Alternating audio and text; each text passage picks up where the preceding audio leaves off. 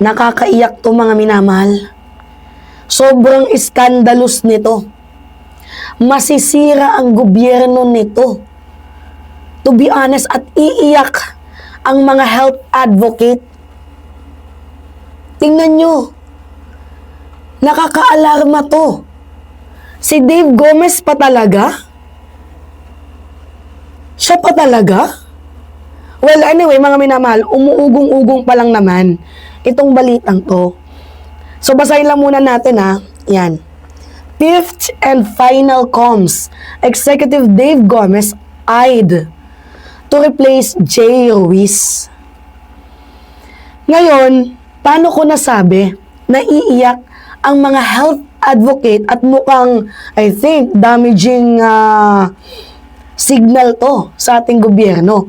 Kasi sa mga hindi nakakaalam, itong si Dave Gomez, mga minamahal, dati pong direktor ng PMFTC or Philip Morris International Philippine Affiliate. Ngayon, may connection itong si Dave Gomez dito nga po, mga minamahal, sa tabako. Kasi malaking tao to, si Dave Gomez, mga minamahal. Paano naging alarming kung ako yung tatanungin? Kasi kapag inilagay mo, 'di ba? Yung isang taong meron pong malalim na koneksyon sa industriya ng tabako, 'di ba? Sa isang napaka-importanting posisyon. Dito nga po, mga minamahal, sa ating gobyerno na may kinalaman sa komunikasyon, syempre PCO 'yan. Ano ang magiging impresyon? 'Di ba? Ang ibibigay nito. Okay naman sa akin itong si Jay Ruiz paano na lang yan, mga minamahal, sa internet? May mga kumakalat na itong si Philip Morris ay malakas mambraso, di umano ng mga government regulators. At beside, matagal na pong wala sa larangan, di ba, ng journalism, itong si Gomez, yan ito. Matagal na siyang wala sa larangan ng industriya, especially na nga po, mga minamahal, sa journalism. Tapos i-appoint, ano ang magagawa ng taong yan? 25 years na, mga minamahal. Ano yung magiging media landscape niyan? Malamang totally iba na. Kasi madami nang pinagbago simula nung 25 years, kung pagbabasihan ngayon, madami nang pinagbago. So ano yung magiging media landscape ni Dave Gomez? Sige nga, basahin lang muna natin tong balita. Yan. Sabi dito, a seasoned corporate communication executive with roots in journalism is reportedly being considered to replace Presidential Communication Secretary Jay Ruiz. Okay naman si Jay Ruiz So ngayon, according to the political sources, Dave Gomez, currently the communicators director of PMFTC, Philip Morris International Philippine Affiliate, is being eyed for the top palace post while details of his possible appointment remain scarce. Peers describe Gomez as highly qualified for role. Sinagsabing highly qualified? Tanong lang, mga minamahal. Sino yung nagsabing highly qualified? Iiyak dito yung mga health advocate. Di ba meron silang control sa tabako? Gets ninyo, mga minamahal? Alam niyo yung report ng the examination. Di ba? Ito yung independent newsletter na naglabas ng balita tungkol sa ginawa ng Philippine delegates sa World Health Organization Framework Convention or Tobacco Control meetings doon sa Panama. Diba? So sabi doon sa balita ng examination, kasi binasa ko kanina, mga minamahal, sinulat ko na lang dito sa aking laptop para hindi ko malimutan yung details. Kahit i-search nyo, board lang to, mga minamahal, yung itong binibigay ko sa inyo para hindi na kayo mag-research pa ng madamihan. So, sabi doon, mga minamahal, sa the examination, kahit basahin ninyo, sabi ko nga, buod lang to Sinasabi doon na ang mga delegates daw natin ay tila kinakampiyan ng interes ng industriya ng tabako, imbes na ipagtanggol ang kalusugan ng mga Pilipino.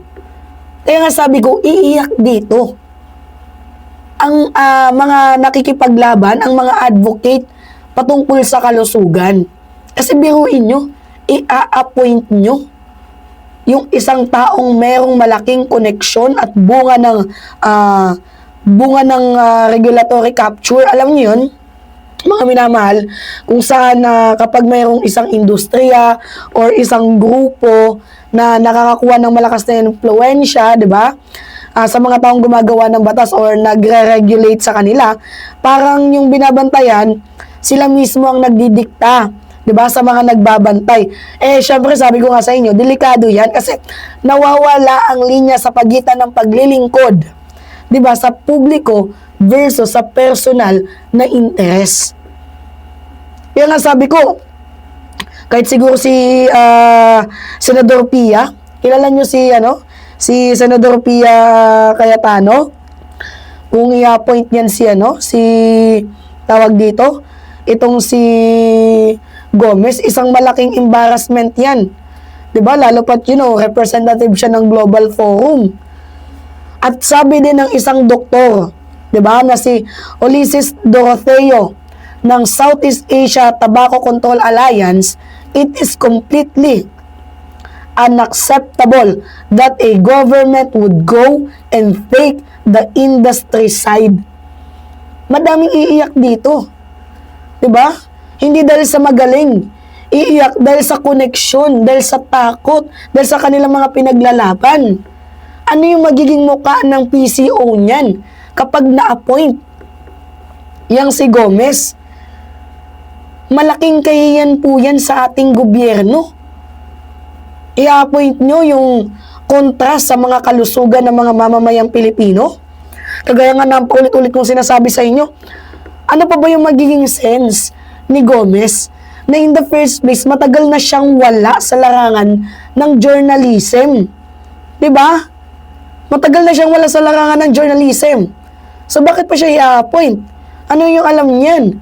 More than 25 years na. So, sa aking nakikita, damaging signal to. Oo, pati yung ibang mga kritiko ni Dave Gomez, damaging signal din yung tawag dito eh. Kasi hindi natin alam kung priority ba ng gobyerno ang uunahin ni Dave Gomez o yung kanyang personal na interes. Siyempre, dapat kapag nag-appoint ka, yung i-appoint mo, yung talagang nagtatrabaho ng maayos. Yung i-appoint mo, yung taong merong paninindigan. Hindi yung merong sinaside, tinitake up na side, or mayroong inaalaga ang pangalan or nagagamit yung kanilang posisyon para protektahan itong mga other negosyo or whatever, ganyan. Di ba kaya nakakalungkot? Kasi kung ako yung tatanungin, yung point person dito, parang lobbying interest yung mangyayari. Kakampihan yung kakampihan yung kapartido, 'di ba, lalo pat sa industriya ng tabako. So ngayon, mga kababayan, kung ako yung kung kayo yung tatanungin ko, okay ba sa inyo na ma-appoint itong si Dave Gomez dito sa PCO? Gusto ko malaman yung thought and opinion ninyo. So, comment niyo kung sa tingin niyo okay ba? Wala namang problema. Kung hindi okay, gusto ko lang malaman. Alright, mga minamahal, yun po. It's me again, Alicia nyo. Yes, nagbabalik muli para sa ating panibagong video.